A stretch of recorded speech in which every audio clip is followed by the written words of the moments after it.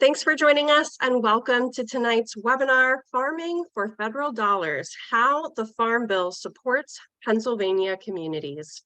This evening's presentation is hosted by Penn Future and Conservation Voters of PA, two distinct environmental advocacy organizations that share a strategic partnership. Together, we help you make your voices heard in Harrisburg, in DC, and in the courts, all in the name of protecting our environment and holding polluters accountable. Also, a huge thank you to this evening's co-sponsors, Sierra Club's Pennsylvania chapter, Penn Environment, Reimagine Appalachia, Choose Clean Water, Coalition, Clean Water Action, Climate Action, and the Coalition for Delaware River Watershed. As you can see, this is a huge issue to many folks across Pennsylvania, shown in part just by the sheer number of co-sponsors helping to put this on tonight. And that's what we're here to learn about, one avenue that we can protect our environment and support the backbone of our communities, our farmers, and that's through the federal Farm Bill. Before we offer the floor to our speakers, it's important to remember a pretty obvious fact that we all eat every single day, and we wouldn't be able to do that without the tireless work of the farmers working to feed us all. These two objectives are central to the Farm Bill: ensuring nutritious food for Americans while providing a measure of economic stability and support for farmers. However, alongside these goals, the Farm Bill also incorporates another critical objective: promoting best conservation management practices to preserve soil, water, and other natural resources. And in the face of rising disasters due to climate change, it's even more critical for our farmers to have the support they need to continue sustainably farming into the future. That'll be one of our main focuses tonight. We're really excited to be joined tonight by Pennsylvania Department of Agriculture Secretary Russ Redding, as well as PASA's Farm Bill organizer Lindsay Shapiro, to hear more about how this legislation affects Pennsylvania and what it means for our communities. And afterwards, we'll have a question and answer session. So if you know what you want to ask already, feel free to drop that in the Q&A portion of the Zoom. And some of you are already on this, but do me a favor and let us know who you are and where you're calling in from in the Zoom chat. Now, before we turn it over to Lindsay and the Secretary, I'm going to pass it to Penn Future's Director of Government Affairs, Adam Nagel, to give us a bit more background and some of the priorities of the comprehensive Farm Bill that we'll be focusing on tonight. Adam? Thanks, Jess, and welcome everyone. Thanks for taking some time with us on a Wednesday evening to talk about the Farm Bill. So first, I think it's best to talk about what is the Farm Bill and where does it come from. So as simply as I can put this, the Farm Bill is a multi-year legislative package, and it must be updated every 5 years.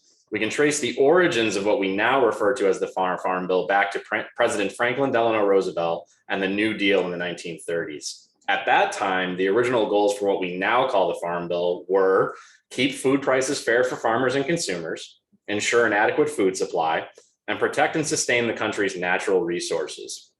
And though the bills have changed, the process has changed, the primary goals remain the same to this day. When we're talking about Pennsylvania, the Farm Bill is especially critical because agriculture accounts for 4% of our gross domestic product. And we have a lot of land that is covered by small family farms. It provides critical funding to protect and conserve Pennsylvania's vital natural resources. We're covered by more than 58% of Pennsylvania is covered by forest lands, and 11.5 million acres are non-industrial private forests owned and operated by more than 738,000 landowners.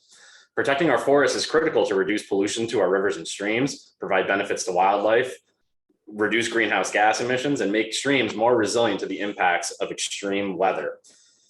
The Farm Bill provides substantial support for our agriculture and the environment. The 2023 Farm Bill is projected to cost $725 billion over the next 5 years, and we need every penny and more. We must meet the short and long-term needs of the farm economy and the environment upon which farmers and communities depend. So what are we looking for out of the 2023 Farm Bill? there are lots of priorities, and I'm not going to dive in too deeply on these because I feel like our speakers will have a much better way of explaining some of these things to you. But just to get started on a few high-level top priorities for the 2023 Farm Bill. One, we want to ensure that conservation title baseline funding is increased to meet producer demand and build on climate smart agricultural investments passed as part of the Inflation Reduction Act. Two, we want to improve equity in the delivery of conservation program funds and technical assistance.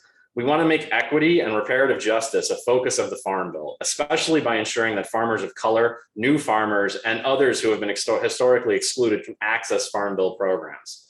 And three, we want to improve wildlife, climate, and agricultural outcomes in existing conservation programs. And we can talk a lot more about what some of those programs are and how a 2023 Farm Bill can better support those as we move forward.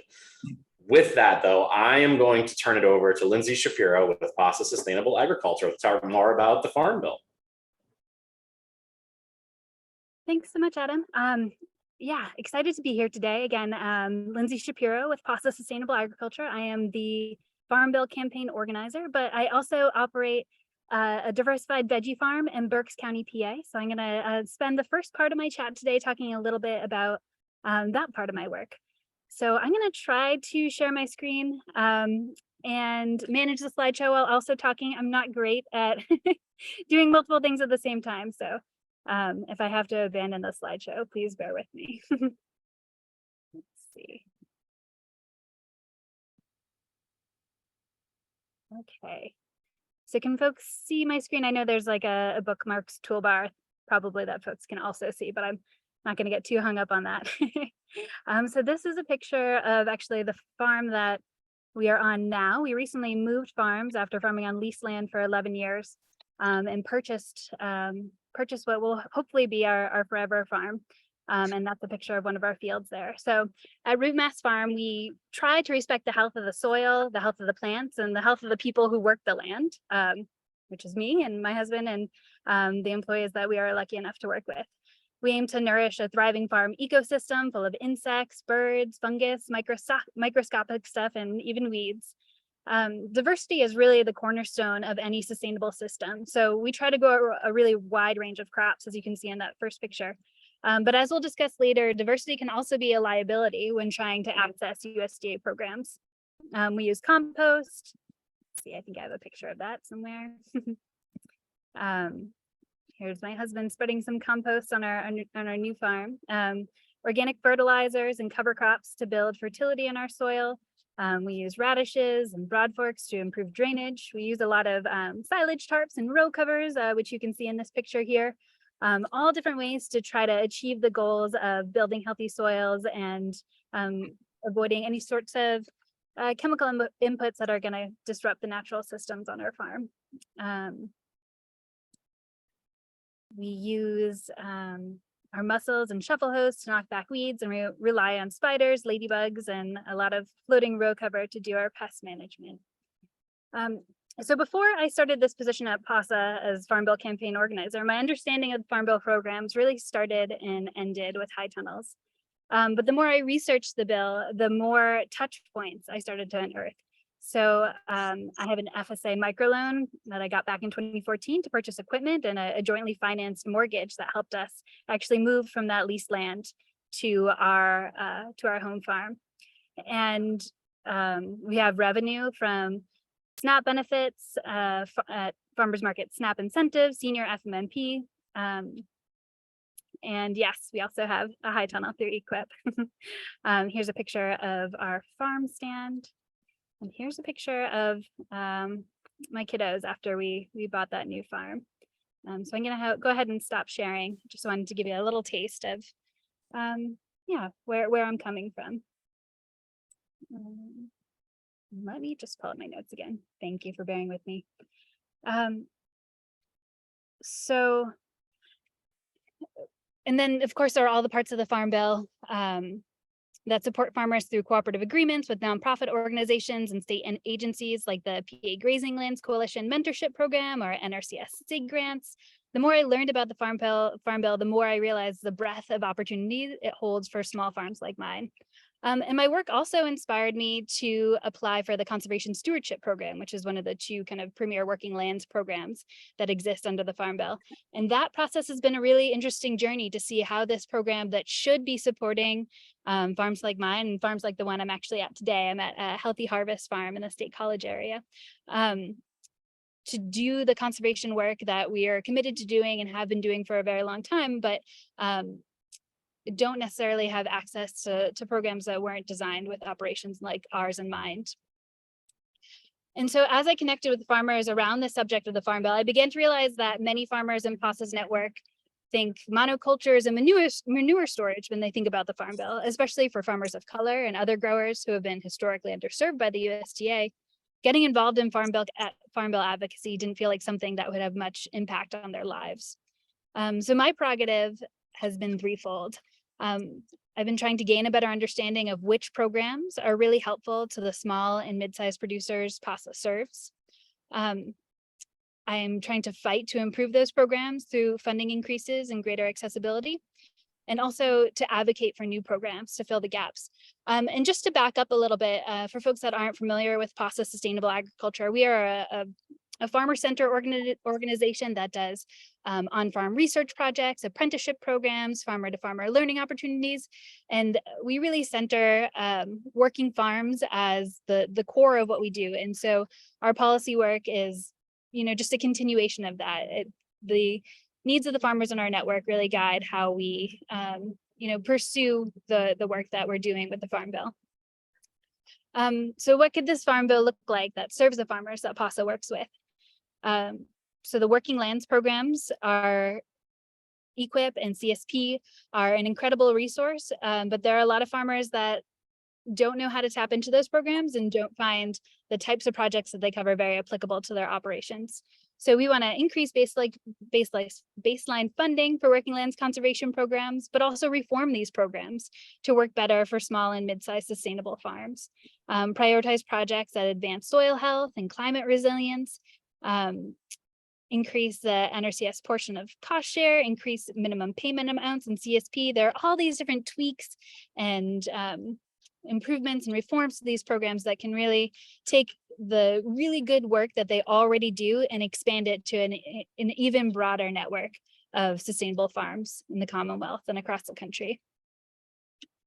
There are other areas of the Farm Bill that are kind of outside of the conservation world that also have a lot of relevance for farmers in PASA's network that we'd love to see funded more robustly. So the local food system programs that fall under the LAMP umbrella, like value-added producer grants, and the local food promotion program. There are farmers in PASA's network that are doing really cool things to expand their product offering and increase revenues with the help of USDA programs like the value-added producer grant.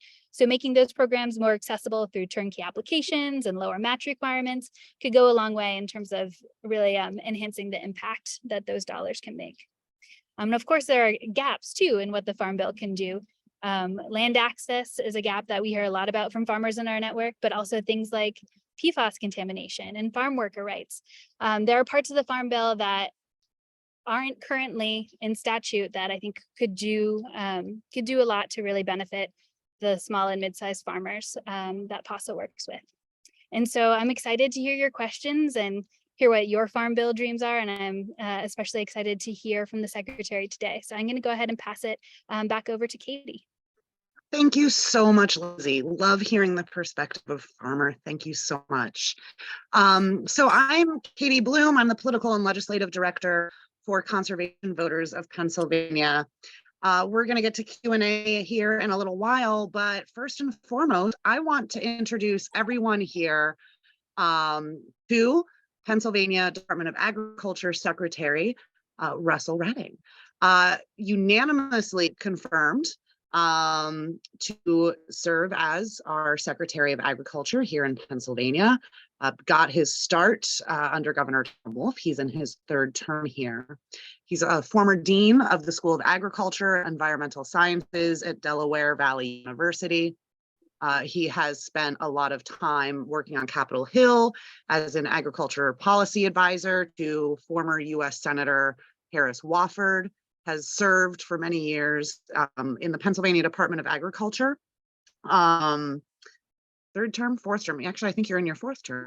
But also really, really, really great news, especially for Pennsylvanians, is last year the secretary was also nominated and appointed to serve on a USDA body that's going to examine fairness in agencies' policies. It is an equity commission subcommittee on agriculture, which was created in 2021 through the American Rescue Plan to help advise on policies and programs that can really help historically underserved groups access USDA programs. The Federal Secretary of Agriculture, Tom Vilsack, has made it a priority. And the Secretary himself has also really lifted up things related to diversity in agriculture, supporting minority voices at the farm show. And we are really excited to hear from the Secretary and hear about Pennsylvania and the Farm Bill and why it matters. Secretary, over to you. Hey, Katie, thank you. I'm going to take you along any place I go for introduction. You do a great job. Thank you. Appreciate the opportunity tonight, and just to say to each of you, thank you. Thanks for what you do and being engaged in this conversation about agriculture in Pennsylvania, but across America. And I think we're all blessed in many ways to be part of this industry and advocating for it. I say often that, you know, when your vocation and avocation are the same, you're a lucky person. And I feel that tonight, and just the opportunity to talk about this significant piece of legislation. And while all of us sort of watch Congress and the federal governments closely, I think it's important to sort of note that this is the only piece of legislation that is multi-year and industry focused, right? So we don't have this for healthcare, we don't do this for defense, we don't do it for workforce, we don't do it for education, we do it for agriculture. And I think, as Adam noted, I think that is important. Where it started and where we are today, of course, is much different. But the themes of food security, economic development, and economic opportunity are still there. They are the bookends of every farm bill. And our goal has been to make sure that each farm bill looks more like Pennsylvania than the last one, right? And that takes what Lindsay talked about, and the growing diversity, which again is our strength, both as an industry in the state and nationally.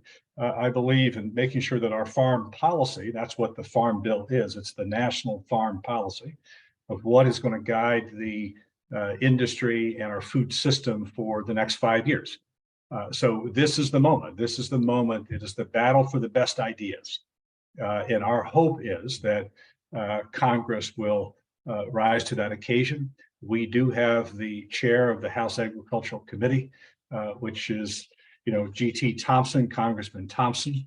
Visited with him yesterday, by the way, on the Farm Bill, and some of our Pennsylvania delegation members. But it's the first chairman of the House Ag Committee since 1853. So reach back all the way back to the Civil War, since we had a chairman of the House Agricultural Committee.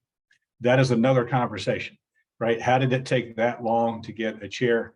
But we haven't. And we have on the Senate side, Senator Fetterman on the Senate Agriculture Committee. And as I was reminded yesterday, we also have 4 members on the Critical Ways and Means Committee, right? This is a spending bill as much as it is a policy bill.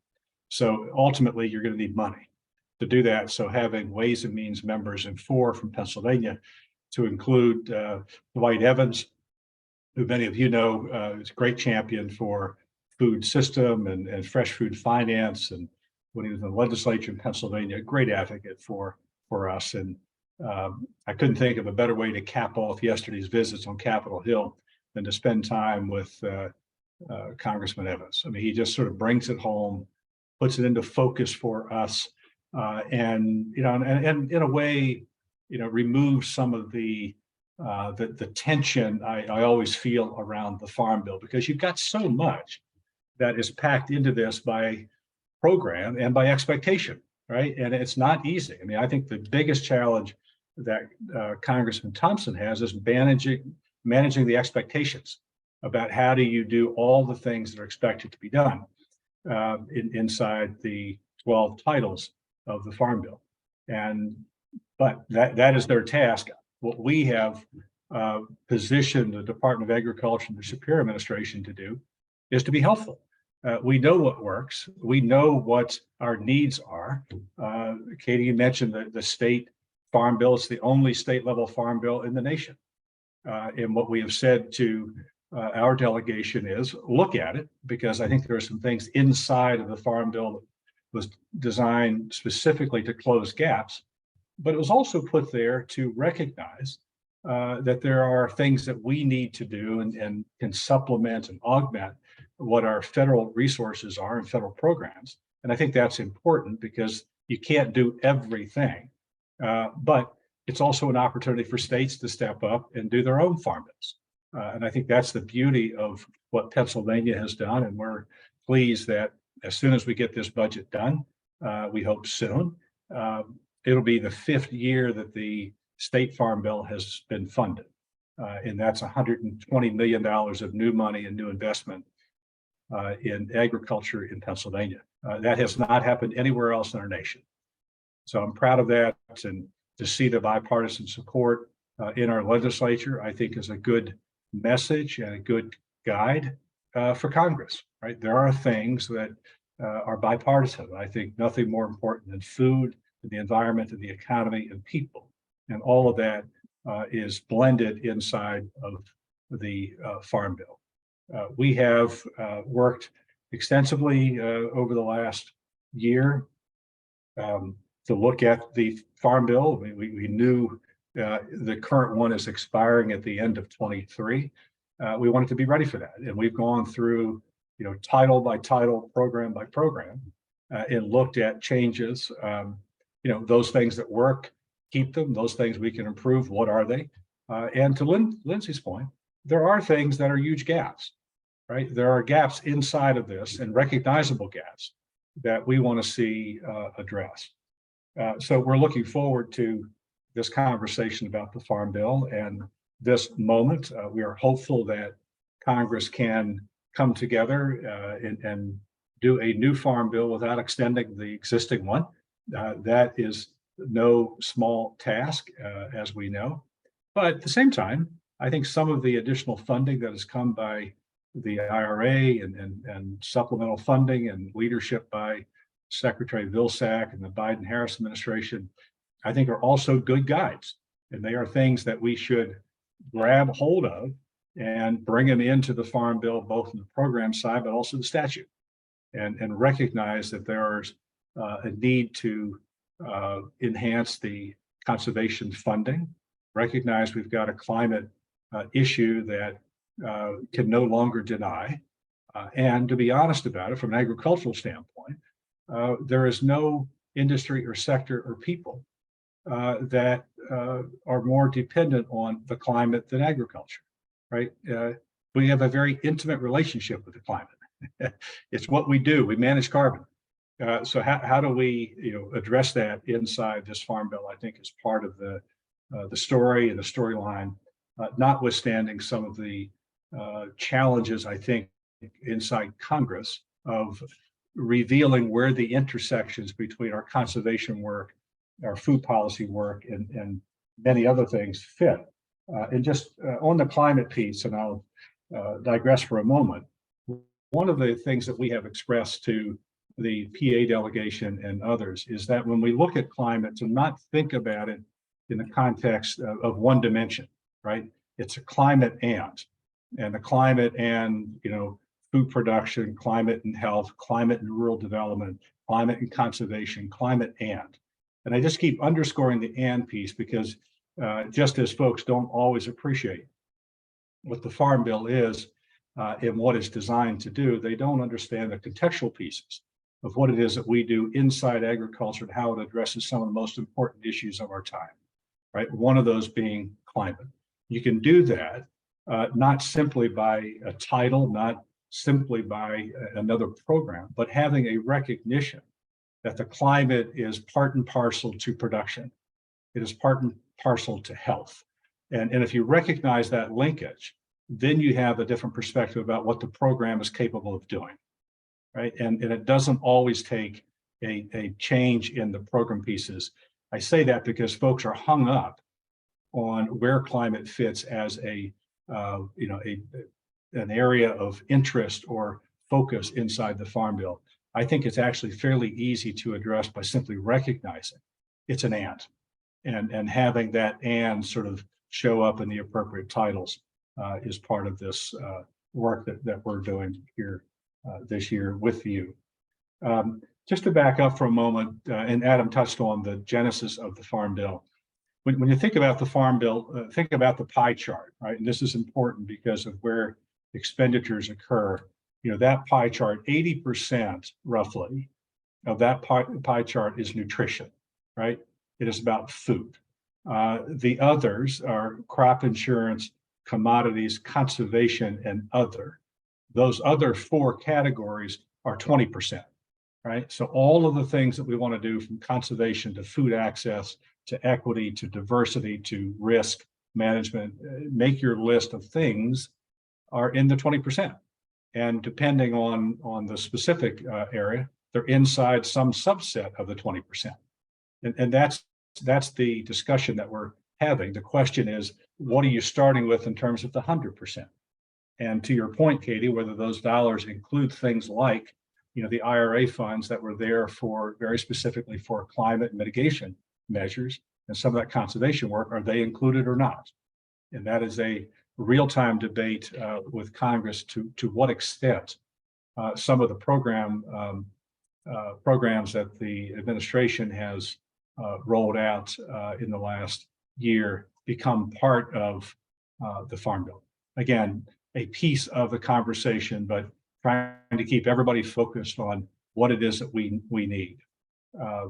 We have, and I'll turn to Doug Wolfgang, who has joined me tonight, who is State Conservation Commission Executive Secretary, newly appointed, but not new to the Department of Agriculture, has spent nearly 25 years managing our farmland preservation program in Pennsylvania. And we were lucky enough to pull him into the State Conservation Commission. And as he noted, again, that commission is unique across the country because it is a blend of the environment and agriculture, and finding that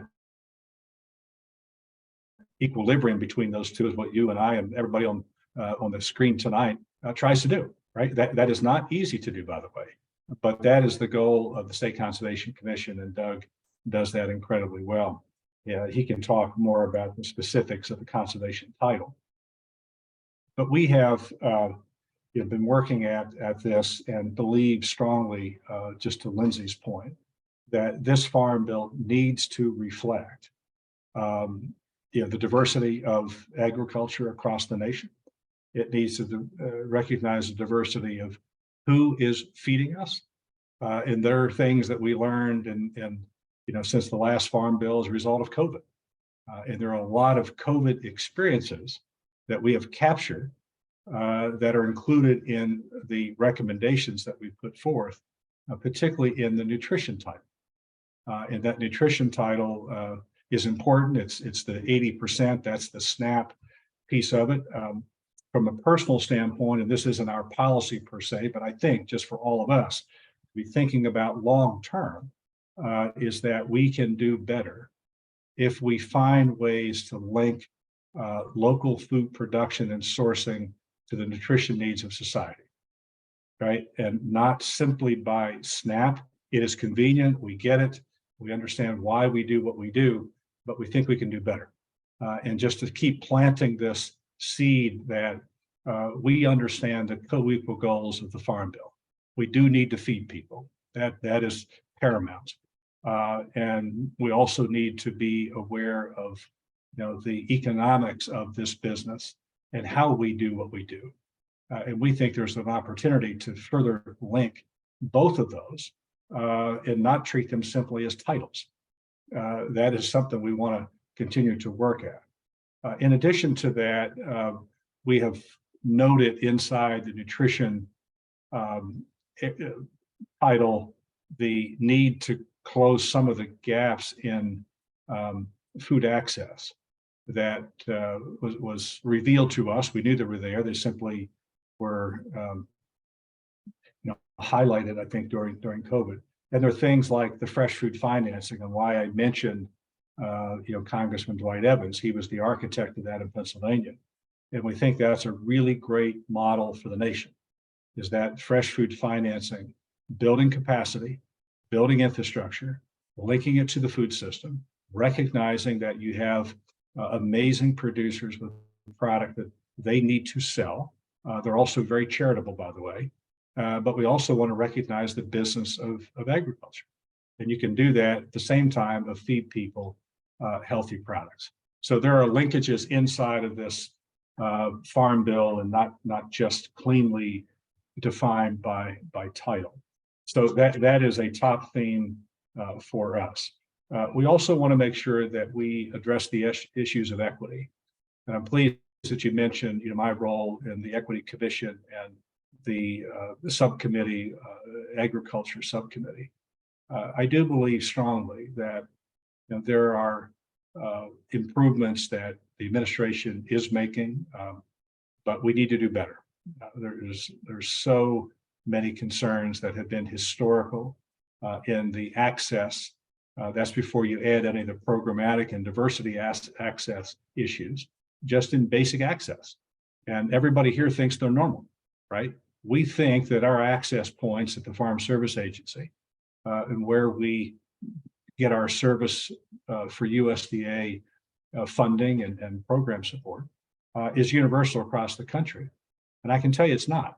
And that is something that Secretary Vilsack has pointed out. They will have a set of recommendations. The Equity Commission does, and I know the administration will, have a set of recommendations that they would like to see considered as part of the Farm Bill, because they are statute changes. There's things you've got to change, right? To change the law, Congress has to say you have to do it, how you do it. That is something that we are focused on as well.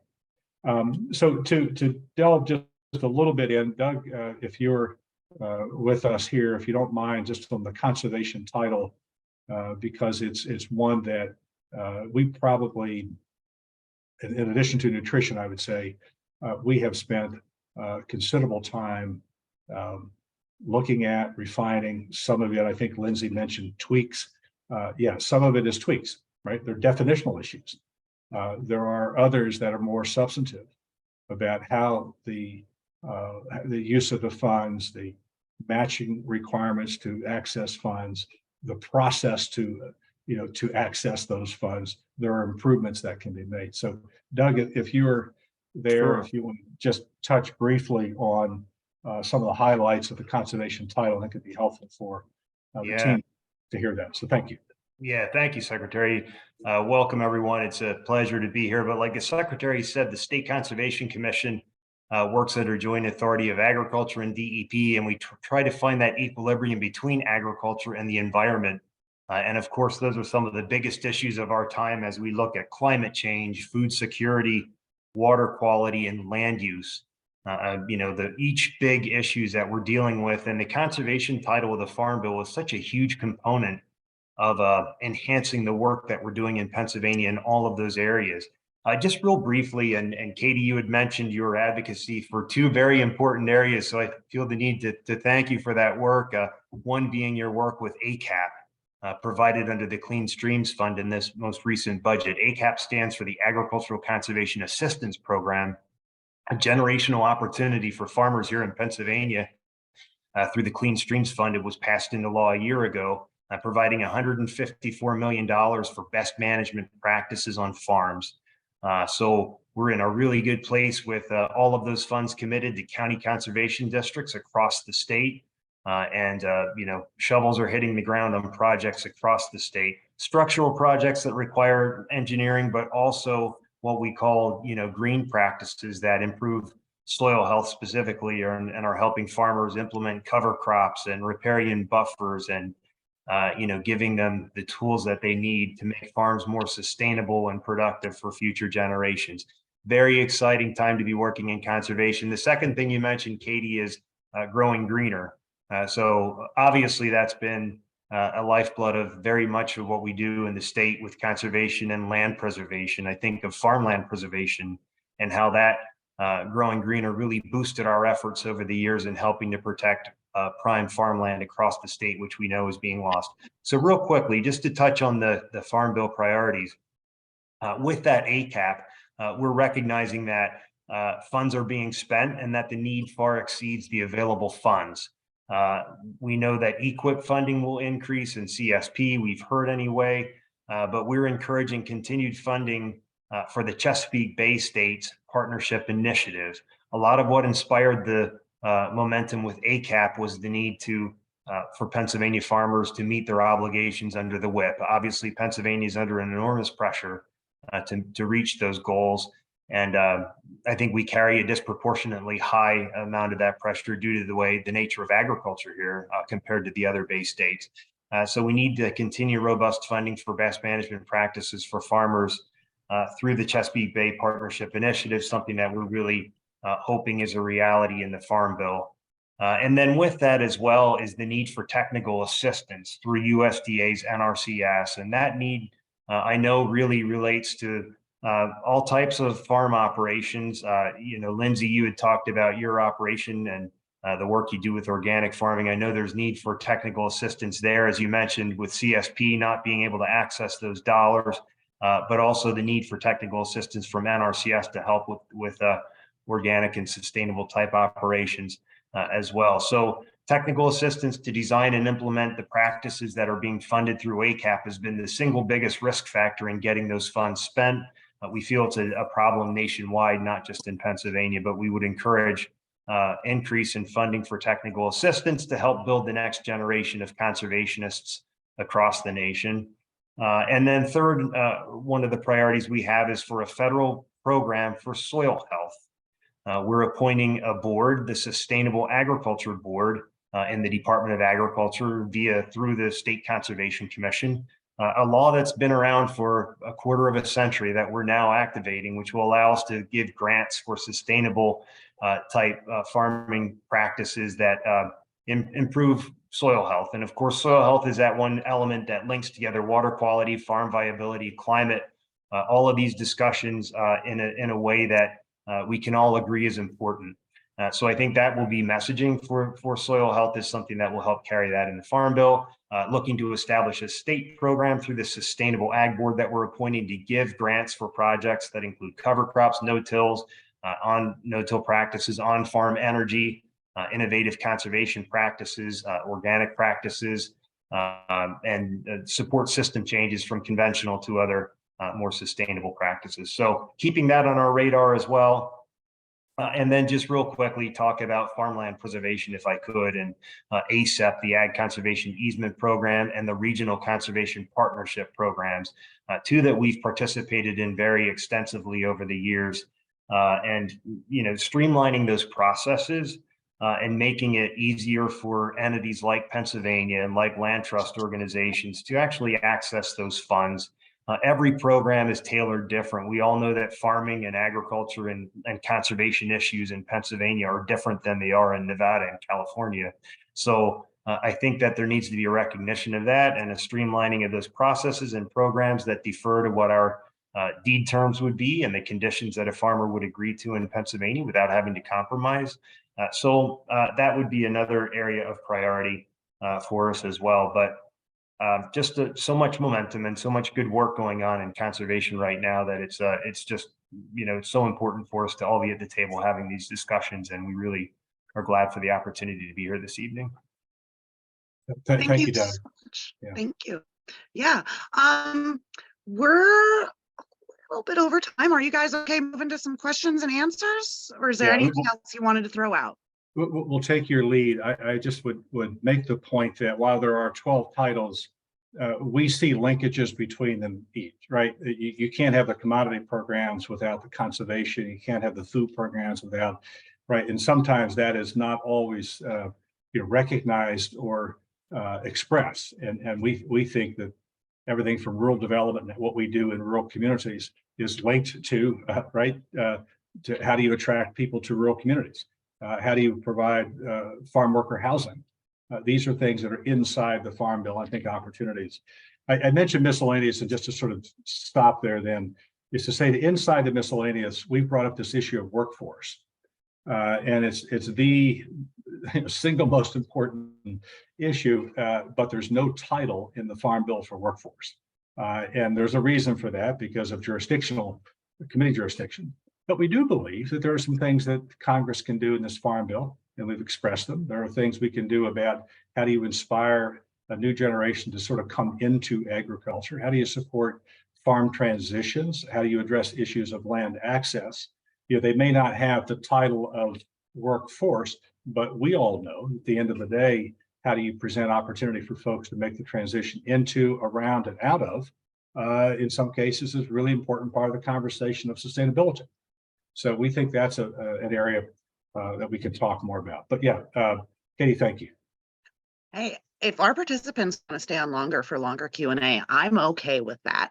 I'm already learning a lot. There's some bits I didn't know. So thank you. And that's part of what this webinar is about. So I'm going to go to Q&A, and I kind of want to start with, we're getting a couple questions in on the back end. So maybe just sort of a simple educational question. And Lindsay, I think I'm going to ask you to start as a farmer with an assist from our friends here at Ag. What is sustainable agriculture? What does it look like on the ground? Is sustainable agriculture and organic agriculture the same thing? What exactly is regenerative farming? Are those three different things? So if you could help with some definitions around that, that would be really helpful. Sure. Wow, that's a big question. And one that I can only provide my perspective, because I think there's still, a lot of debate about this question of definitions. I mean, so organic agriculture obviously is a term that has a very specific definition that's defined by the USDA and the organic certification process. And it's, tends to be one that's a little more input focused. So when you're thinking about what the technical definition is of organic agriculture, you're looking at avoiding specific inputs and trying to harness natural systems to, do the work of creating healthy plants in lieu of chemical inputs. And so I think my personal definition of sustainability, kind of leans into that, the triple bottom line philosophy. You're looking at people, planet, profit, right? So for our farm, in order to be sustainable, we want to be able to nurture the soil so that it can continue to grow crops for us in perpetuity. And we want to be able to pay our employees well so that we can continue to retain them and build our business. And, we need to be able to pay our mortgage. So that's also a piece of sustainability, is being able to achieve these goals of creating really ecologically minded farm systems. And I know that's another term that probably requires its own definition, but, working to create systems that work in accordance with nature as opposed to in conflict with nature, and to do that so that we can continue to pay our employees and pay ourselves, and do the work of feeding people, which is really at the heart of what we do. Anything, Doug or Secretary, to add to those definitions? Yeah, I would say several things. One, and it's an important point, that inside the Farm Bill, who qualifies for what comes back to how you do it, right? And I think one of our objectives is that there really shouldn't be labels on those practices, right? So I think if you are, however you want to do what it is that you're doing in furtherance of food production and care for and stewardship of the environment, we want to support you, right? We think that ought to be a guiding principle inside the Farm Bill. If that's the conventional and you believe that's where you should be and how you do it, fine. But that shouldn't limit somebody who is a participant on the regenerative side, or organic production, or the sustainable as they're defined today. I have found in my professional life that the definitions are traps, right? Because my definition of sustainability is much like Lindsay's, and I appreciate you covering that whole, from the people and the planet and the profit side. And that should be what is the guiding criteria for participation in some of the federal farm bills. So labels are important, certainly enhancements to the existing programs that are defined as organic, or Doug mentioned the soil health. I think there's things that regardless of how you do what you do, we ought to be encouraging the practice, right? And encouraging the investment. So thanks for raising it. It's an important point because inside the Farm Bill, you have to wrestle with these definitions. And that is a truism of this thing. So we need to tackle that, and where we can broaden that to the extent that everybody feels like they're part of this Farm Bill. I think that, to me, is important. People need to see themselves, just by the way, that as we want folks, the public who are beneficiaries of the nutrition title, that want them to see themselves as part of the Farm Bill. I want folks who are producing it also see themselves as part of the Farm Bill. And that's that balance between those two, and or equity between those two, I think is an important principle. Thank you. And our team on the back end is looking for somewhere that might have a good list of definitions to help people out that we can send in an email follow-up, because we keep getting questions in. Keep them coming. We'll do our best to address them in a follow-up email for everyone. If we don't get to all of them, I don't think we will. Another question, we kind of talked about the sustainable farmers. And Lindsay touched on this a little bit, and Doug touched on this. We can put some other stuff in there about the technical assistance, how will we know when it's available, etc. And some of that's going to, just for everyone's awareness, depend on what is in this year's, hopefully this year's new 5-year federal farm bill. So that's going to be helpful. We'll put some links in our follow-up email there. The next thing that I'd like to go to is, can you explain how the Farm Bill could help Pennsylvania's private forest landowners? There are some environmentalists who believe we can't reach our climate goals without returning some cultivated land to forest. We still need our production to feed people. Is there anything in the Farm Bill that could support folks that are willing to do some forestry?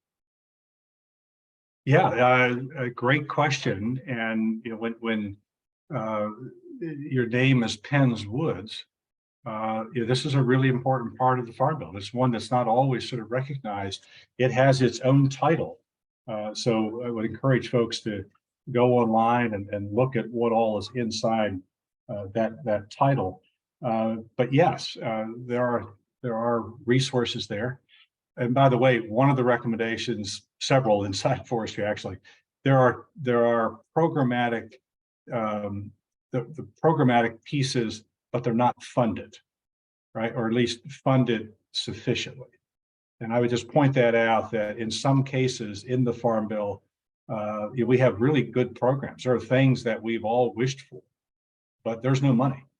And I think that's something we need to be aware of, that I've looked at this, and there are things that I hope the Congress will actually put some money into.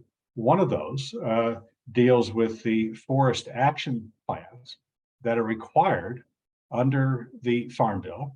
I think it dates back 2 farm bills, 10 years, but it's not funded. And every state has to produce this document. It's an action plan. It addresses issues of access, harvest, stewardship concerns. We do that on the report side, but it's not funded. We're asking for funding in this Farm Bill for those forest action plans. And whether that's the private owner, in 60% of the forest lands in the state are private ownership, by the way. So what we can do to help them, I think, is important. We have advocated for inclusion of the forest to be part of the preservation program. And right now they are not. Doug is nodding his head. He knows that we've dealt with this issue over the years. There's part of the forest title that addresses what's called the Good Neighbor Authority, where you have federal lands in the state, and we've worked hard with the Allegheny National Forest on this point.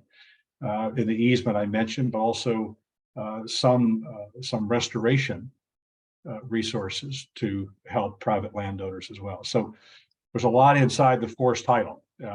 It has a tendency, by the way, to be completely overshadowed by wildfires. Okay, so important, everybody listening, is that a lot of these resources that we speak of that we need for forest land, since wildfires and fighting wildfires is part of the Farm Bill, those resources get sucked away to fight fires. And we've said to the RPA delegation, put more money into the forest fires. Just look around this summer, right? Look at what's happening. You can predict the outcome here, but that shouldn't come at the sacrifice of good farm and forest stewardship. But that's what's happening. Thank you. Kind of in that same vein, and I'm going to kick this over to Doug, kind of sticking with some of the conservation. Forests, farms, all of our land is important to biodiversity. Climate change is affecting that. So how could the Farm Bill impact wildlife conservation? Yeah, so certainly, just back to the other point of forestry, just want to add one other additional point to that. There are two practices, best management practices that are recognized as climate smart practices by NRCS, which is an agency of USDA, Natural Resources Conservation Service, that we would encourage and fund under the Sustainable Ag Board. One is agroforestry and another is silvopasture, a recognition that we can integrate together trees with farming operations and crops and livestock, and have it be done in a way that benefits both the livestock and the farming operation, and also provides the benefits of having the forest land as well. So good point there, and also a good point Secretary made about inclusion of forest land in a easement purchase program. Pennsylvania is losing land at an alarming rate, it continues to. And that includes woodland as well. So I think securing those critical woodlands, has so many benefits. So to your question about wildlife, I think so many of the practices, the best management practices that we fund and install through the state and through federal, have an overall benefit package that includes not just water quality or climate. We're not in a bucket, but there is also a definite habitat benefit to these practices as well. So I think indirectly, when we preserve a farm using federal funds, or when we install practices like filter strips or buffers along a creek, there's an obvious benefit on many levels, but certainly that includes wildlife habitat protection as well. So there may be ways that it is directly addressed in the Farm Bill that I'm not familiar with, but I do believe that NRCS has, several programs that encourage and enhance wildlife protection as part of what it packages through either CSP or other programs. If I could add, I would just say that this is a place where the program exists, but maybe the amplification of biodiversity doesn't sort of make a direct connect to things like the CSP, right, or the CRP. We have to call them out. And I think that's one of the asks that we can make. We're not asking you to change it. We're just saying that in addition to the consideration of highly erodible land, maybe you want to incentivize and recognize the biodiversity benefits of that land. And that's different than simply looking at it from a soil index or an erosion index. That is a great point that I think, given the climate, given the issues, and quite frankly, the challenge of keeping some of these lands that are currently committed through the CRP or CREP enrolled, folks have to recognize there's an extended benefit to that. And that could be through the pollinator benefit and wildlife, as well as the biodiversity. Yeah, Secretary brought up really good point there about CRP and CREP, Conservation Reserve Program, Conservation Reserve Enhancement Program, two that have critical soil benefits, but also wildlife.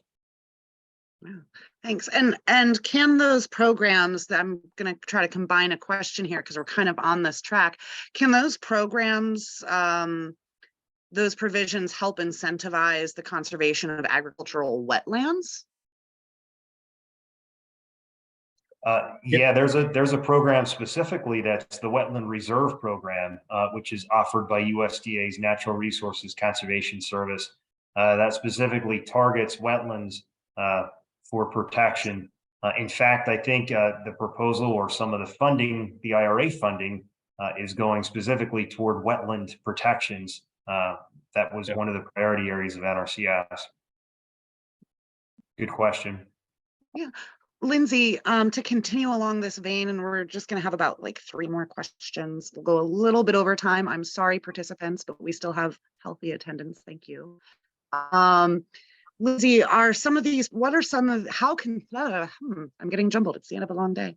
How can some of these programs that we've been talking about, especially in conservation and biodiversity, help farms like yours? What kind of direct impact do they have for you? Sure. Well, I can speak to my new experience with the Conservation Stewardship Program, which again is one of the kind of premier working lands programs for paying farmers for implementing conservation practices. And it was designed to really reward early adopters and pay farmers for doing the sorts of conservation work that is really at the core of their business. And so through that program, you get paid, a farmer gets paid. It's structured as a per acre program, but through that program, a farmer gets paid for meeting certain resource concerns, and then gets paid to implement some enhancements to further the work that they're already doing. So it's a really great way to, help farmers be able to expand their conservation, and then also reward them for doing the incredible work that has all these cascading ecosystem benefits like flood mitigation and soil building and pollinator habitat and wildlife diversity. I'm through my CSP contract, I'm going to be able to expand my tillage reduction efforts and also install more pollinator habitats. And so those, achieve some of those wildlife benefits that we are talking about. But the programs like CSP are, there's more demand for those programs and there is funding available. And for small farms, because it's a per acre program, sometimes the work that goes into applying for a program like that is going to be more onerous than, it's not going to be worth the money that you get through that program. So being able to look at how these programs are structured and modifying them so that they can better serve a wider variety of farmers, I think will have a big impact in terms of being able to expand the support for sustainable practices that the Farm Bill can offer. Thank you. And I'm just seeing a last minute question coming in about resources for finding the best programs for an individual farm. We're going to talk with Lindsay and Doug and the secretary for our follow-up email to this webinar, and we'll see if we can find some links to email out to all of you about some of these programs and finding it. We are collecting links as questions come in. We are technically at time. We've got a little bit left here, but the last question is, what happens next with the Farm Bill and how the heck can we stay updated? Aside from following Conservation Voters, Penn Future, and all of our other sponsors. Yeah, I think this is like, the second installment of this series. There's a lot to do. We can get you links. I think pay particular attention to what the House and Senate agricultural committees do. I would encourage, and I saw the word advocate come up on the screen by a question. You have to advocate. I mean, this is we all think that people know about the Farm Bill, and they don't understand. I want to just say to Lindsay, one of the great pieces of the PASA conference was the Faces of Farm Show, or a Farm Bill. And that was, I thought, really cool, man, because you had folks who were beneficiaries of value-added agriculture and small meat processing grants and stuff. I thought that was great. So we can, direct you to links, but most important, this conversation's about what Congress and the House Agriculture Committees are doing. Listen to the field hearings. They've got their roundtables that done around the country online. Take a look at it. It's fascinating. There's a lot of things, much like this conversation tonight. Yeah. I am just glad that all of you were here. We brought it a little bit in tighter. Sorry for anybody who submitted a question we didn't get to. We got a lot. So we're going to do our best to come up with answers and things like that. You'll get a follow-up email from us. We're going to have links in there. And we hope to do something like this again soon, especially as the Farm Bill progresses and we get some language out of DC to see what they're starting to talk about in draft phase. And we'll also keep you informed of the Pennsylvania Farm Bill, which is also very, very critical. Jess, kicking it back over to you. Thanks, Katie. Although you covered the main points here, thank you guys so much for such an engaging program. We really appreciate your time, Lindsay, Doug, and Secretary Redding, for helping us shine a light on the Farm Bill and these other agricultural programs, how they affect our residents, our farmers, and our environment. We also want to thank all the great co-sponsors tonight for helping to put this together. And of course, the many colleagues of mine at Penn Future and Conservation Voters of PA who made this possible. Like Katie said, keep an eye on your inboxes later this week or latest early next week for an email with the recording, other resources that were shared, and be sure to follow along with our organization so we can keep you updated on what's happening in DC, Harrisburg, and with the future Farm Bill work, and how you can protect our environment and our farmers. Secretary Redding, Lindsay, Doug, thank you so much. Hope you all have a great rest of your evening. Take care and good night.